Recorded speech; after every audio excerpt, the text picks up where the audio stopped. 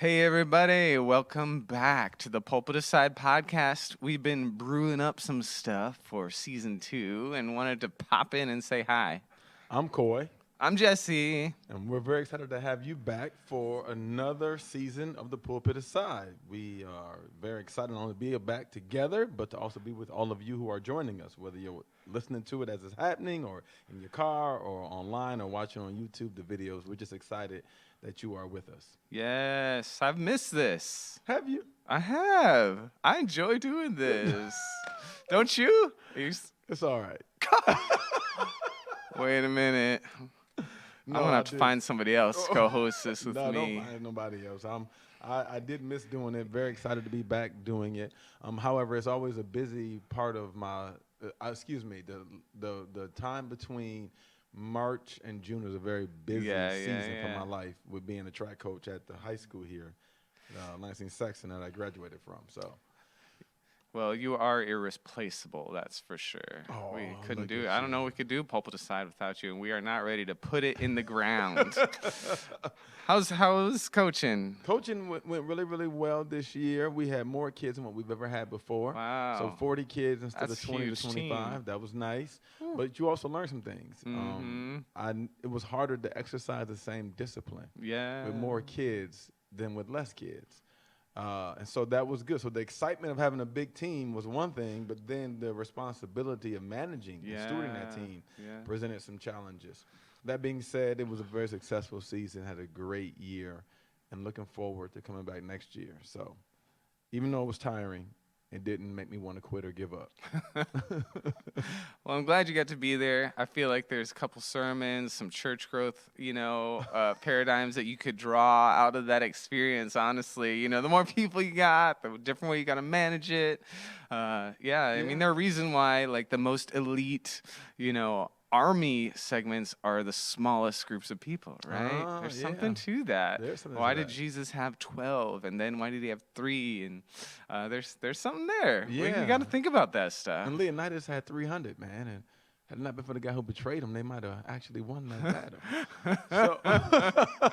Well, yeah. I mean, it worked for in the Bible. It worked for Gideon. He only had 300. That's what I was gonna say.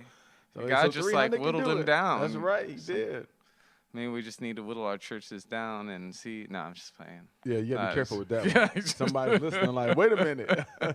Let's bring them to the river and see how they drink. What would be the cultural equivalent even of that today? I don't know. I'm not even going to try to get into those weeds right there. We're going to offend somebody. I've not thought about that, and I don't want to making applications that may not fit. Off the cuff. Unanointed thoughts. We like that. We don't need those. Unanointed thoughts. That's pretty good. I like that. All right. Well, maybe next time we talk about how we test our troops in 2023. Seeing who are I wouldn't say the faithful, because I think all those men were willing to go to war when they were called, but the Lord wanted just only a certain amount to demonstrate his power. So without diminishing the desire or the fight in the individuals who were not chosen, because it came down to how they drank water. Yeah. And so at that moment, nobody knew what was going to be the determination. Right. So all those men were probably willing to fight. So we got to be careful. That's true. Well, and I would say I think I'm being colored by. I've heard different people preach on that, and they have reasons why those people were out and those people were in. But I would say my most surface reading, it almost feels arbitrary. Like God's just like, I want to show you my power, right. and I don't need many people to do that. That's right. That's right. So that's it, and there's the appropriate applications have to be applied if we're gonna sort of put it in more modern times of what that looks like as we test our truth. That's right. See who God is deciding to say, I want this one and this one. Yeah. God has a way of sifting, whether we like it or not. That's good. Yeah. That'll preach. See, now that right there, we could talk about that. The Lord not only sifting, but sometimes allowing us to be sifted. Yeah, well, that's biblical. Yeah, very much so, because Peter was definitely sifted. His main man. That's right. On the line. Yeah. And failed in one sense, and yet God restored and It was all used a the part of the man. plan. I mean, whew. You know, There's a lot of good stuff right and, there. And you know, we preach this sometimes in the pulpit when we're trying to be kind to Peter, but when we're just being accurate, there are times where Peter is, you know, he is right here defending the Lord, and there are times where he's running away. I mean, he does chop off my man's ear in the garden. I mean, yeah. So he's ride or die. Right. Until he wasn't. Well, you know, I think it's one thing to cut off somebody's ear because Jesus is standing there. He hasn't been arrested yet, but then to see him be taken in captivity and to be, you know, a distance away, you may not be as emboldened in that moment. Like when the little girl comes up, it's like, hey, aren't you one of his followers? Yeah. And big man Peter that cut off the ear is like, hey, man, not me. Well, listen. Not me. I'm sorry, Peter. Peter. Saw We Jesus love you, calm Peter. the storm. He saw him feed 5,000, 2 fish, 5 loaves. He saw him, you know, heal a withered man's arm. Heck, he saw him raise Lazarus from the dead. Right. So if I'm in the midst of all this power, then I might be wanting to chop off somebody's ear because I'm like, man, if they jump on me, Jesus is right here. And then But if he's getting arrested, that's a very weak and moment. being led away. Yeah. At that moment, it's like, where are we now? Him. Where's my? That's like the ultimate Avenger has just been captured. Yeah. And you want me? No. That's a weak feeling moment. Yeah, absolutely. For sure. Absolutely. A lot of vulnerability. It's good to have these heroes who aren't perfect, you know. And think of David too, right?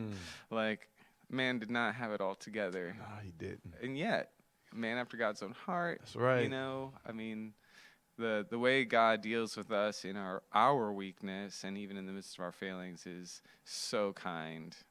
So kind. Very gracious. Yeah. Well, how did we even get there? We just started talking. Well, we have do been, what we do best. We've been sort of on a pause here with the podcast. You needed space. I think the podcast needed to breathe. Yeah. Too. But it's been fun for me. I don't know if this has been your experience. I've been in different places where mostly people I know, obviously, but surprisingly will come up to me, hey, when are you guys going to record more? I miss listening to the podcast. Wow. I miss listening to podcasts. I'm like, I didn't even know you were listening to the podcast. So I am, you know, gratified that people are enjoying what we're doing because I'm enjoying it. Yeah, and that's a good point. So I'm glad that we've let it breathe, but just so y'all know, we have been talking and brainstorming for season 2. So let's talk a little bit about it. We're not gonna let all or many of the cats out of the bag, but right, you gotta stay tuned for that. You gotta keep joining in and watching it / listening. Yeah, so, wherever you are. Are you watching? Are you listening? You watching Hi. YouTube or are you listening through the podcast? Yeah, we love you. Season 2, we are back. We're gonna start recording soon. So probably release in late summer, early fall. But here's some of our plans we've got some more special guests, at least 2, maybe 3. Yep. We had 1, and that was probably the most fun. I don't know. I don't want to, you know, make a rating system, but having Tasha on was so fun. I think it was fun. I don't know if it was the most fun for me because I enjoy spending the podcast, but it definitely created a different dynamic, controversy. It created. That's how we're gonna get famous. Yeah, is that? No, it didn't work. It didn't work. It's okay. But it was good trouble. Yeah, it was good trouble. It helped us grow. It helped us grow. It stretched some of our listeners, and that's what we want. We want to be able to have healthy dialogues and conversations. We don't mind people being passionate because at times we're passionate, but we also want to make sure that we remain intentional to be reminded that we're brothers and sisters and we're trying to figure this thing out together. And so bring the passion, bring the dialogue. And I think in our country, in our society, we have lost, not only, as you say in the beginning or when we first started, the art of conversation, we've also lost the ability to sit in dialogue and discussion and debate with one another. Yeah. And even though we're passionate, not allow our emotions to take over. Yeah. Then all of a sudden just divide us. Yeah, yeah. In the sort of like embrace or cancel culture that we are in, it's like if you don't agree with me, I have to assassinate you in the process, you know, or assassinate your character, you know, not literally. It's So I love what we're doing. I really believe in the pulpit side. Concept, and I mean that's why we're doing it. Yeah. And I think we are equipping people. Yeah. And I think we're growing. Absolutely. We ain't got it together. Yeah, it's just like we're talking. We you know, Peter, David. I mean, right. we ain't that great, but we're in the same boat. You We are in know, the same boat. we're just as human. Yes. As they were, yeah. You know, and we all get to grow, and God gets to use us all. So, we've got some special guests coming in. We'll be talking about some really relevant topics. I don't know if I should even say what we're going to be talking about. No, I think that well, you can give them a couple of sneak peeks if you would like. I mean, because I guess that does get people excited. But we want to deal with the issue of addiction in certain areas. There we go. Within the church. That not only impacts our world, but directly or indirectly impacts the church also. Whether it is in the pulpit or in the pew. There we go. So we want to deal with certain addictions that have taken place. So that's one of the topics that we'll be talking about. That one's going to be good. Mm-hmm. We got a guest coming in who is a chaplain to first responders. Yes. And he's got an incredible God story. He does. Wait till y'all hear it. You're gonna be touched. You're gonna be crying. You're gonna be convicted. It's gonna be good. It's gonna be good. It's gonna be good. Yeah. And then maybe one other special guest. And we got one of our first sponsors. Like I feel like we've arrived.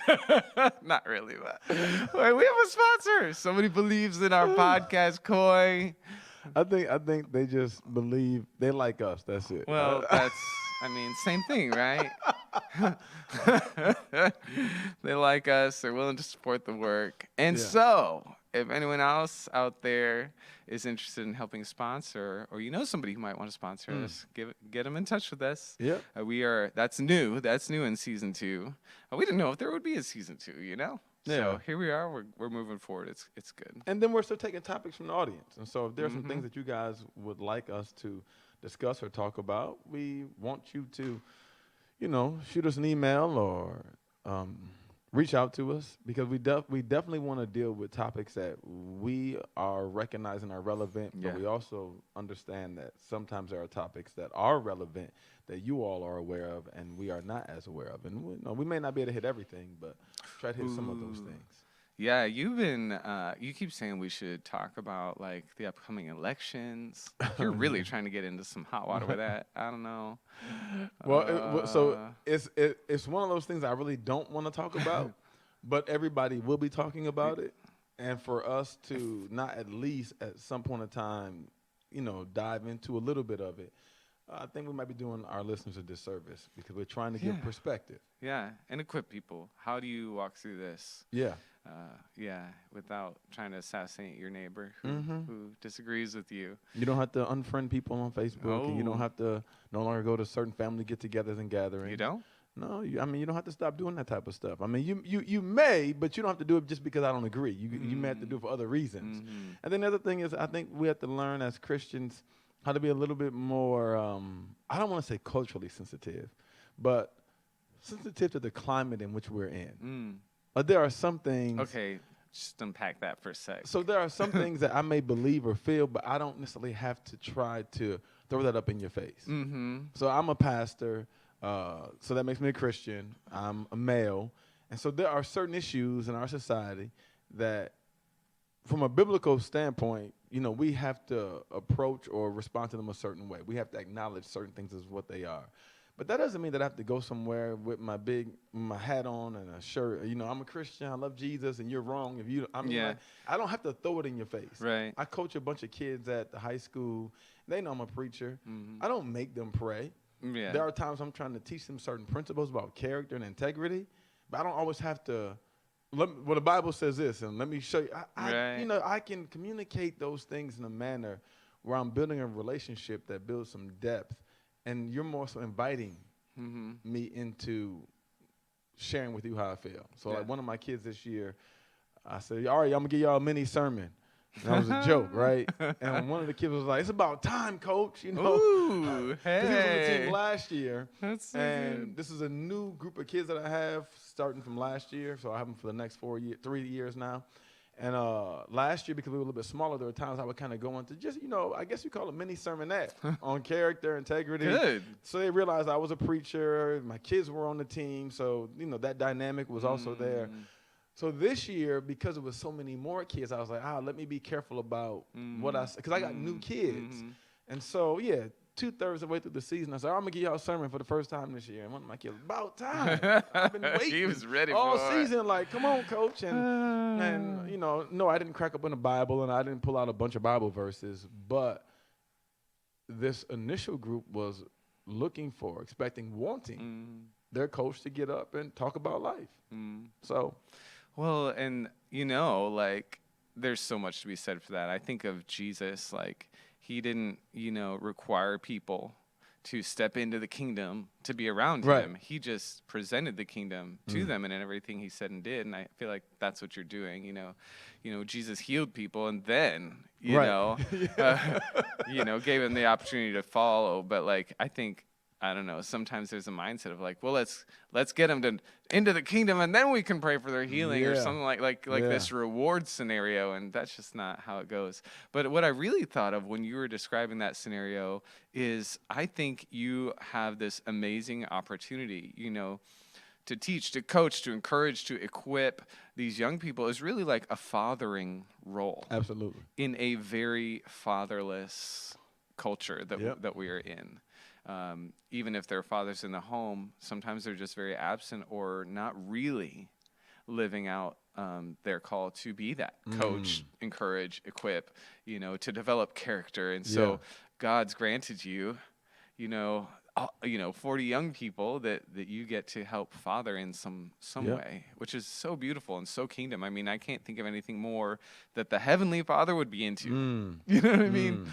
So it's beautiful. And it's been a joy. It's been a joy in my life. So that's awesome. So yeah, again, just as if we decide to go into some of the weeds of the political stuff, just trying to give perspective on how we can handle some things moving forward, and so that way we don't necessarily get into it's either embrace or cancel. There is a middle road there where there's balance, because I don't have to embrace totally how another person thinks or feels, especially if it goes against biblical morality or truth.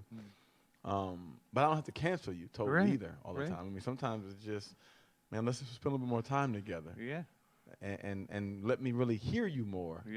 Because in hearing you more, I still may not agree, but I may understand.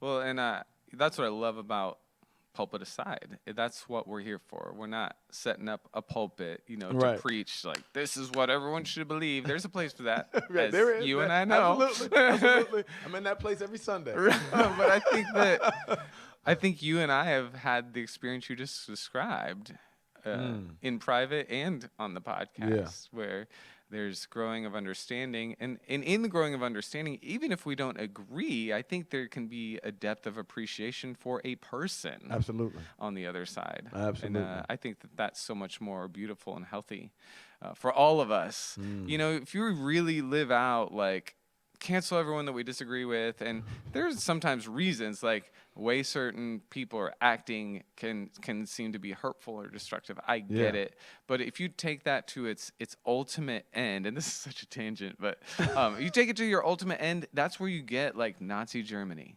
You cancel every dissenting voice. Everyone says and feels the same thing. You're going to go into bad places. You are. You know what I mean? Like, even in Christianity, I don't think that's a good idea. Right. I mean, that's where you get culty. Or I would even say this: not only can you experience that cultish type behavior, but then you also miss out on experiences in the body because you're lacking certain gifts that the body represents or presents. And so, I think oftentimes in our churches we're missing out on certain experiences of the body because we are unwilling to yield or to be flexible with gifts or experiences that are not ours uniquely too. Yeah, that's good. And so sometimes, we miss out on the fullness of the body and what we could be experiencing. And, I'm not trying to miss out on anything that is from God that I can experience as I await to actually enter into the kingdom of heaven. Yeah, I mean, it's through the church, the people of the church, that we are to experience and express the manifold wisdom of God, right? Which means the multifaceted. Like, there's so many different facets to who he is and what he has for us. And that's what you're talking about. Like, God is so unlimited. We don't want to limit who he can be through other people. So we've got a lot of great things we want to talk about this coming season. We haven't even mentioned them all here. We're not trying to make this super long podcast. I was going to ask you like what's been going on. So you talked about coaching track. That's awesome. Yeah. Well, anything else going on with you? Well, the summer is coming. So my oldest daughter is back from her first year in college, and it's exciting to have all 4 of my kids back in the house together. Oh, that's awesome.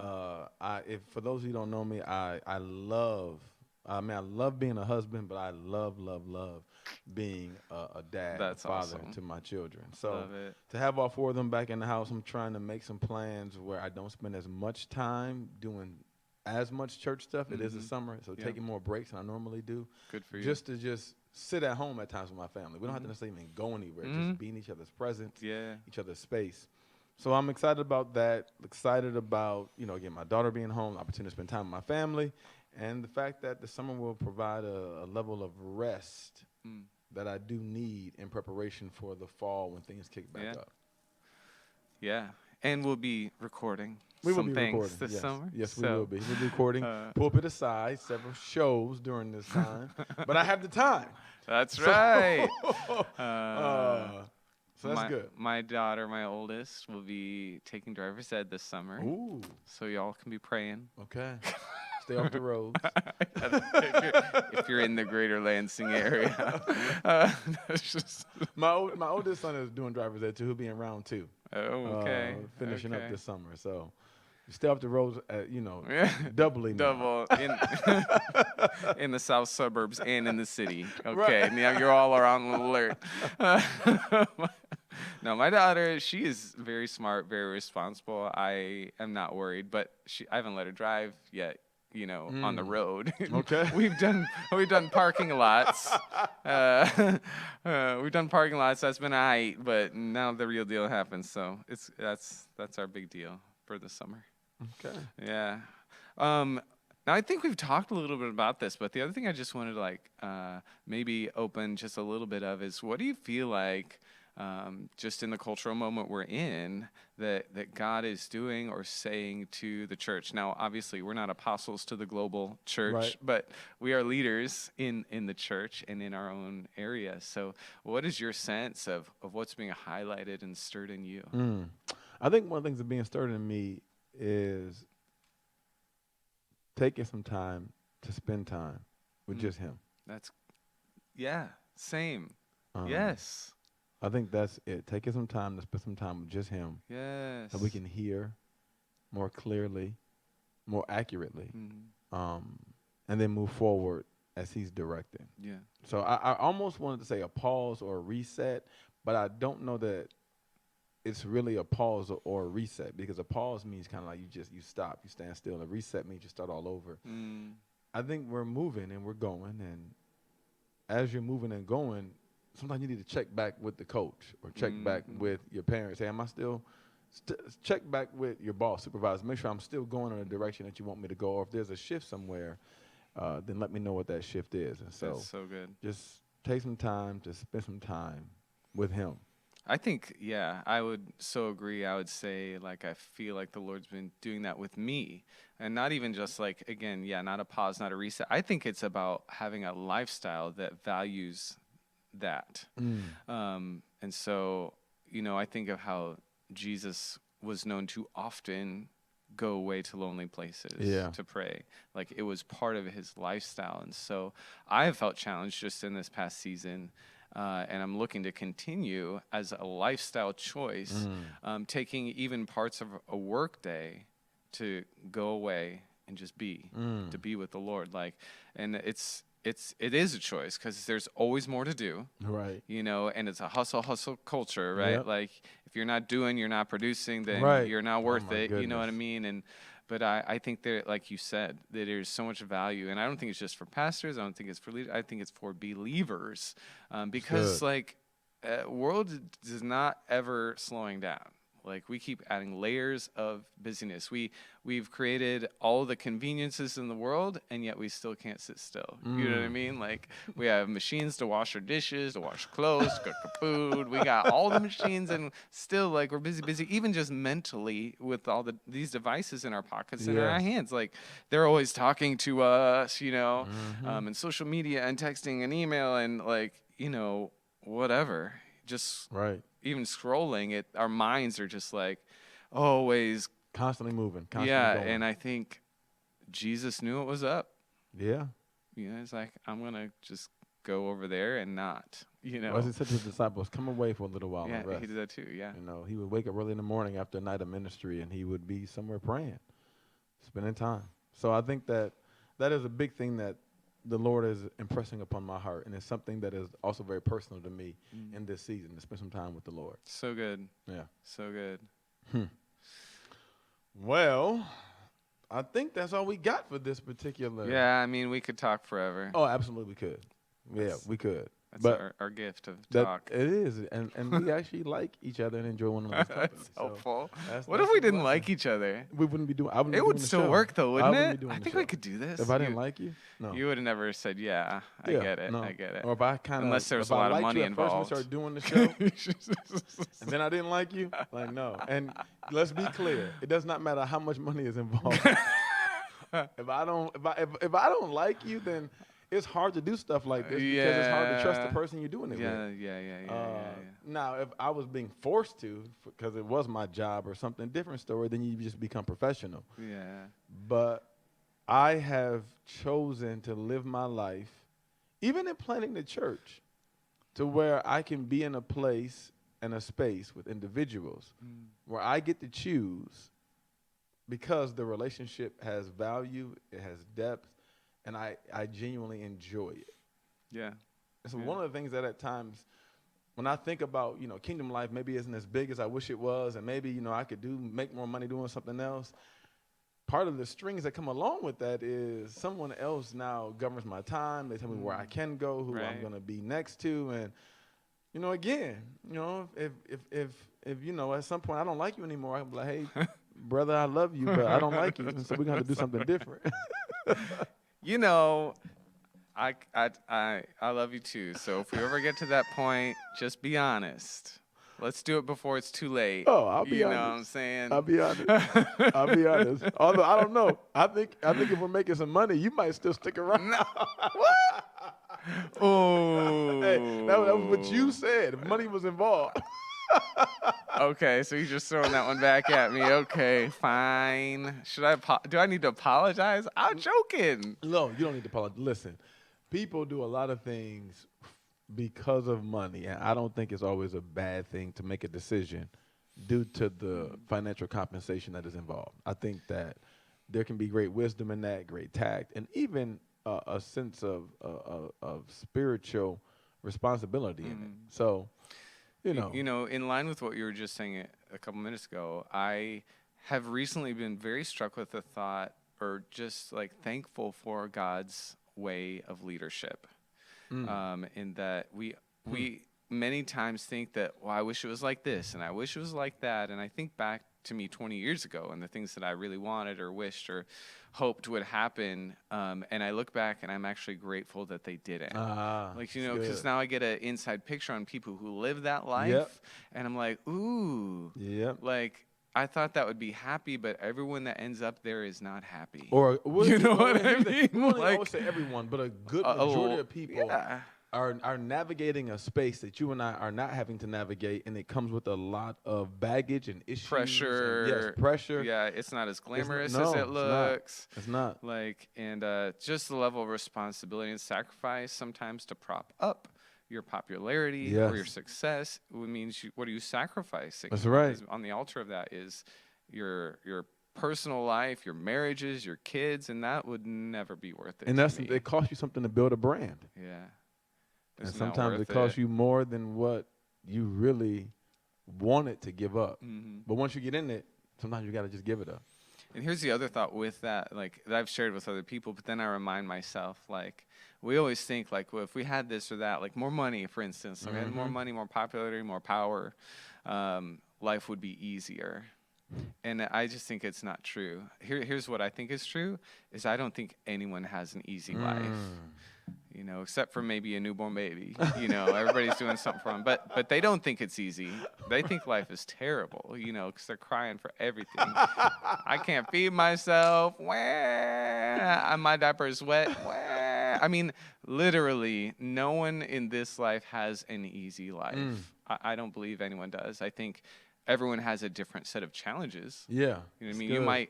You possibly can alleviate some of your problems with more money, but you get more problems with more money. You know what I mean? You might be able to control some of your issues if you have more power, but you're going to have more issues to deal with when you have more power. You know what I mean? The truth that nobody has an easy life. Point. And I mean, if you want to preach it, then that's why we all need to come to Jesus. Yeah. All you who are weary and heavy laden, come and learn of me. Take my yoke upon you, right. for I am meek and humble in heart. Yes. You will find rest for your souls. We all need it. Everyone needs Jesus. That's good. Hey, that's a good pot to end on. Look at that. Somebody passed the offering plate. Yes. Right? Anybody want to get a life to Christ? All right. We're going to pass the offering. You can help fund Pulpit Aside. Listen, to our audience, to our listeners, we are so grateful for you all. You are part of what makes Pulpit Aside what it is. My co-host, Pastor Jesse, and friend and brother in Christ, just really appreciate you for inviting me into this space alongside you a year and a half ago, and just kind of what God has done, and we're looking forward to what he will continue to do with it here at the Pulpit Aside. Yeah, thanks for trusting. It's a good journey. Well, we look forward to seeing you all soon. Thanks for joining us. This is the Pulpit Aside.